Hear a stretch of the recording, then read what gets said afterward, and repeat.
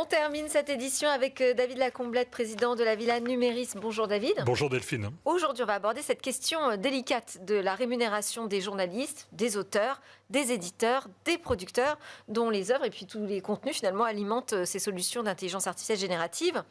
Alors, on les entend aujourd'hui, mais on va peut-être déjà revenir sur cette question du droit d'auteur à l'ère du numérique, parce que c'est quand même pas un sujet tout nouveau. On l'a découvert déjà avec le web. Oui, vous remontez un peu à la préhistoire là. Alors c'est vrai que c'était peut-être un peu plus simple avant que les intelligences artificielles génératives n'émergent. Souvenez-vous, les grands portails du début des années 2000, Yahoo, AOL, c'était assez simple. Ils fabriquaient leur contenu ou ils les achetaient, il y avait un contrat, ils payaient. Tout le monde, il était content. Ensuite sont venus les moteurs de recherche avec des questions déjà un peu plus épineuses. Est-ce qu'il faut payer pour indexer ou est-ce que l'indexation dans les moteurs de recherche valait rétribution pour envoyer de l'audience. Et on a vu que ce sont des discussions qui ont pris plusieurs années. Il y a eu un accord en début d'année même entre Google et les éditeurs français, ce qui n'a pas empêché d'ailleurs Google d'écoper d'une amende de 250 millions de l'autorité de la concurrence qui estimait qu'elle ne remplissait pas assez ses devoirs l'année dernière. Et ça s'est compliqué forcément avec l'émission des systèmes d'intelligence artificielle, puisque le patrimoine de l'humanité était disponible, il suffisait de se servir.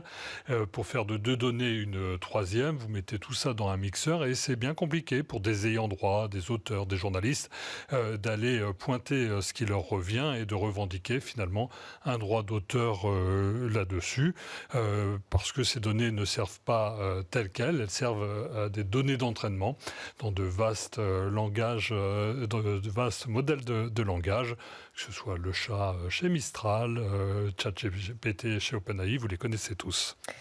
Alors, donc, on parle vraiment d'un nouveau bouleversement, finalement, pour cet écosystème culturel. Oui, et d'ailleurs, je vous renverrai vers deux excellents rapports qui n'en font qu'un du CSPLA. Je vous le donne en mille, Delphine. Oui, c'est sur la production audiovisuelle. Exactement. Je pas tout l'acronyme. Qui est donc la commission de protection littéraire et artistique. Deux rapports, un juridique, un économique, qui montrent que si les contenus sont protégés, ils sont exploités sans autorisation des grands opérateurs et qu'ils génèrent une concurrence directe finalement de ces contenus. Je m'explique.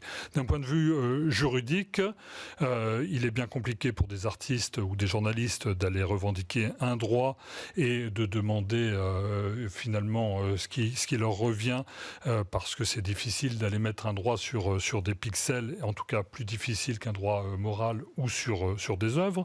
Et d'un point de vue économique, les IA génèrent des quasi-œuvres, pour reprendre le mot de Valérie Laure Benabou, qui est cité dans un de ces rapports, et qui finalement font que le modèle s'effondre. On peut générer un tableau selon le style de Picasso ou de Claude Monet, ou d'ailleurs mixer les deux, et bien malin celui qui peut venir en demander une rétribution, et au risque de faire s'effondrer le modèle lui-même, puisque la qualité va baisser. On parle là de dégénérescence technologique, et je ne parle pas des conséquences sur les individus, puisqu'elle se traduirait clairement par une perte d'emploi. Cette dégénérescence de la qualité, on en parle d'ailleurs dans l'interview avec Luc Julia qui est juste avant votre rendez-vous. Mais comment on fait justement pour maintenir un niveau de qualité et puis une rémunération des auteurs, des artistes ? Alors il y a trois solutions. On ne fait rien, on bloque les accès pour se protéger. Je vais mieux dire qu'il est un peu trop tard, puisque la culture est en libre service et qu'on n'a plus que ses yeux pour pleurer. Et avec un fait que si un pan de la culture vient à disparaître, sa place sera prise par d'autres. Donc s'il n'y a plus de culture européenne, c'est une culture américaine ou autre qui prendra le dessus. Soit vous avez des discussions de gré à gré entre opérateurs et médias, comme ça s'est fait entre Le Monde et Perplexity, mais il n'y aura que de la place que pour les premiers et les plus gros, parce que mieux vaut avoir une robustesse technique et un service juridique pour négocier, ou soit vous montrez un peu innovant, imaginatif, pour explorer de nouvelles pistes. Nouvelles pistes avec peut-être des modèles ouverts.